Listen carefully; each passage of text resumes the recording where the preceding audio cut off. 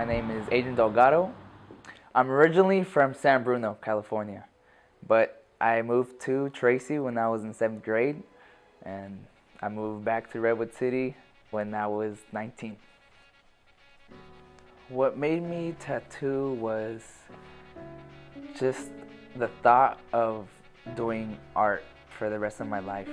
You know, every day it was like, that's all I did, you know. When I was in like high school, all I would do is just draw. Like, I would get home and try to finish my drawing that I had started a day or two before. Or like, you know, I was just drawing, playing soccer, like that's all my life was. I had no job. Why not? You know, it's perfect. It's like the perfect job. Plus, like, I didn't really know how much tattoos cost. Like, I didn't know none of that.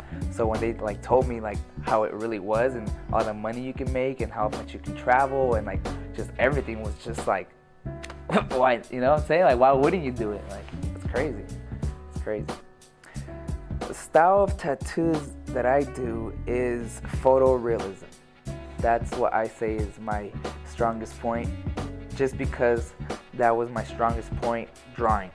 When I would draw, all I would draw was, you give me a picture and I'll look at it and draw it, you know, exactly how it is in the picture. The background, I mean, everything. What you saw in the picture was what I drew, and that was because I had all the time in the world. You know, I had nothing else to do, so it was like I was just drawing, and I had to, you know, do my best to try and get it exactly the same. When I have a reference of a photorealistic picture and I tattoo it, I feel like that's my strongest point.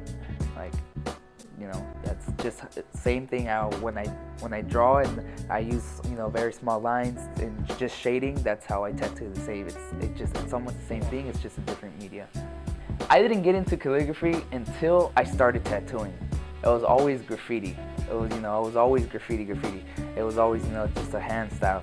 One of my good friends, Jesse, he was the one that kind of, you know, he was the one that opened my eyes into tattooing, because he was already tattooing at the time, and his strong point was writing. So I kind of looked at what he did, and then, you know, I started to learn about other artists and the way they were doing letters, and I already had a little bit of letter like style because of graffiti, so I just kind of started copying them and just trying to do it my own way, and I just practice, and it just kind of got kind of good, I guess. And like when I first started, like it was not good. I would, you know, like nothing would flow correctly, but I was trying, you know, that's all I knew. And I remember doing my cousin's chest piece, and he got for all those, I forgot what he got, something marine, like crazy, and like he did like swirls, and for me at the time it was badass, you know, because I was like, hell yeah, this is cool. But I mean, looking back at it, it was horrible. It's just practice, you know, that's practice. It's almost like I let go of graffiti and got into calligraphy. Just flowed right into calligraphy, went from graffiti to, and I haven't done graffiti, and I don't remember last time I did it. I remember doing calligraphy yesterday. He's like that person that plays a musical instrument but doesn't know how to read notes, but he plays good. You know what I'm saying? Like, you could tell he's pretty much learning a lot of it just from observation and his own seeking.